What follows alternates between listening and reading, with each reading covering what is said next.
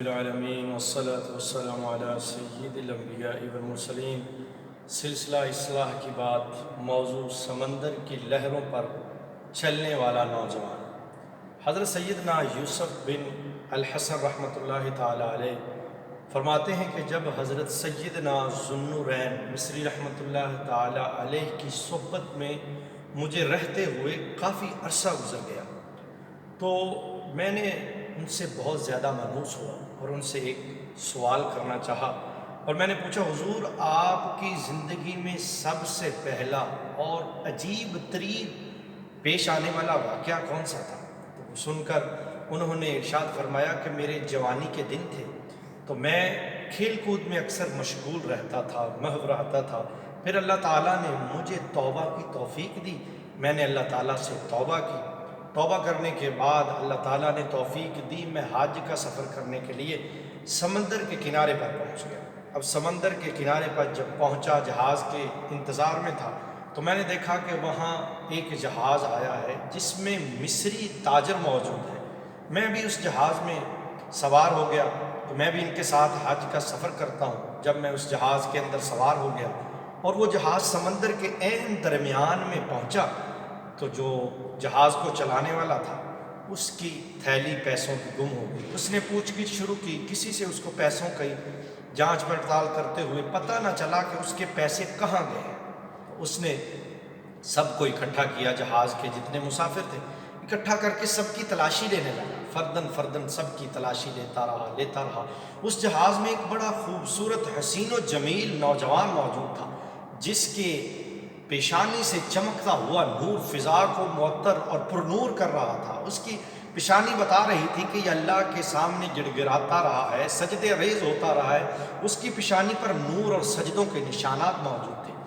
جیسے ہی وہ شخص جہاز چلانے والا اس کی تلاشی لینے کے لیے قریب آیا تو اس نے جہاز سے سمندر کے اندر چھلانگ لگا دی۔ ہم سب بڑے حیران ہو گئے کہ سمندر کے اندر اس نے چھلانگ لگا دی، یہ تو ڈوب جائے گا۔ اور اس سے بڑی حیرانی یہ ہوئی کہ جب ہم نے دیکھا کہ سمندر کی لہروں کے اوپر وہ نوجوان ایسے بیٹھا ہوا ہے جیسے کوئی شخص تخت کے اوپر بیٹھا ہوا ہے۔ ہماری حیرانگی اور بڑھ گئی، اور وہ تخت پر بیٹھ کر، اس لہروں پر بیٹھ کر، سوار ہو کر اللہ رب العزت کے سامنے گڑ گڑانے لگا، اے میرے پروردگار عز و جل، ان لوگوں نے مجھ پر تہمت لگائی ہے، اے میرے دل کے محبوب عز و جل، تجھے میں قسم دیتا ہوں کہ تمام سمندر کے جانوروں کو حکم دو کہ یہ جتنے ہیرے جواہرات ہیں اپنے منہوں میں لے کر باہر نکلیں۔ ابھی اس نوجوان کی دعا ختم نہیں ہوئی تھی تو ہم نے کیا دیکھا کہ دعا ختم ہونے سے پہلے پورے سمندر کی مچھلیاں، جتنے جانور تھے، جس طرح کے جانور تھے، اپنے منہوں میں ہیرے لے کر باہر نکلے۔ ہم نے دیکھا کہ پورا سمندر، پوری فضا ان ہیرے جواہرات کی روشنی سے جگمگانے لگی، چمکنے لگی۔ ہماری حیرانگی اور بڑھ گئی، اور کچھ ہی دیر کے بعد وہ نوجوان ان لہروں سے آگے چلتا ہے، چلتے ہوئے وہ یہ آیت کریمہ کی تلاوت کر رہا تھا، ایاک نعبد و ایاک نستعین، یعنی اے پروردگار عالم، ہم تیری ہی عبادت کرتے ہیں اور تجھ ہی سے مدد مانگتے ہیں۔ حضرت سیدنا ذوالنورین مصری رحمۃ اللہ علیہ تعالیٰ فرماتے ہیں کہ یعنی یہ وہ پہلا واقعہ تھا جس کی وجہ سے مجھے سیر و سیاحت کا شوق ہوا، کیونکہ میں سیر و سیاحت کے اندر اکثر اولیاء الظام رحمہم اللہ تعالیٰ سے ملاقات کا شرف حاصل ہوتا ہے۔ اب دیکھیے، حضور نبی کریم رؤوف الرحیم صلی اللہ علیہ وسلم کا ایک فرمان ہے جس کو امام احمد بن حنبل نے روایت کیا ہے۔ حضور ارشاد فرماتے ہیں کہ میری امت میں ہمیشہ 30 فرد ایسے رہیں گے جن کے دل حضرت ابراہیم خلیل اللہ علیہ السلام کے دل پر ہوں گے۔ جب ان میں سے کوئی ایک مر جائے گا تو اللہ عز و جل اس کی جگہ دوسرے کو بدل دے گا، دوسرے کو بھیج دے گا۔ اب دیکھیے کہ جو بندہ اللہ کے قریب ہوتا ہے، اللہ کی عبادت کرتا ہے، سجدے کرتا ہے، لوگوں کے ساتھ زیادتی نہیں کرتا، تو اللہ تعالیٰ ان کی دعاؤں کو کیسے مقبول فرماتا ہے کہ وہ نوجوان، جو حیران کن بات ہے کہ پانی کے اوپر چلنا ناگزار ہے، ناگزیر ہے، مشکل ہے، پریشانی ہے، لیکن وہ شخص پانی کی لہروں پہ چل رہا ہے اور بتا رہا ہے کہ ہے وہ رب تعالیٰ جس کی میں عبادت کرتا ہوں، اس رب تعالیٰ نے مجھے یہ طاقت دی ہے۔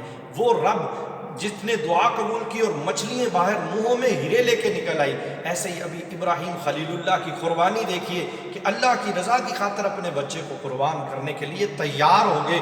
اور آگے دیکھیے حضرت آدم علیہ نبینا علیہ السلام اللہ کے سامنے روتے رہے، گڑ گڑاتے رہے، تو ان کو حضور کے وسیلے سے ان کی معافی ہوئی۔ اسی طرح بے شمار اسلام کی تاریخ میں واقعات ہیں، اسلام کی تاریخ بڑی بڑی ہے، لیکن ہمیں کیا کرنا ہے؟ اپنے رب کو راضی کرنا ہے، اور رب کو راضی کرنے کے لیے ہمیں کرنا کیا ہے؟ ہمیں نیک اعمال کرنے ہیں۔ اللہ تعالیٰ کی رضا حاصل کرنے کے لیے تمام احکامات خداوندی اور احکامات رسول اللہ صلی اللہ علیہ وسلم پر عمل کرنا ہوگا۔ دعا ہے کہ اللہ تعالیٰ ہمیں اس نوجوان کی طرح جوانی کے اندر توبہ کرنے کی توفیق عطا فرمائے، اپنی عبادت کرنے کی توفیق عطا فرمائے، ہر برائی سے محفوظ فرمائے، ہمارے صغیرہ کبیرہ گناہوں کو معاف فرمائے۔ وما علینا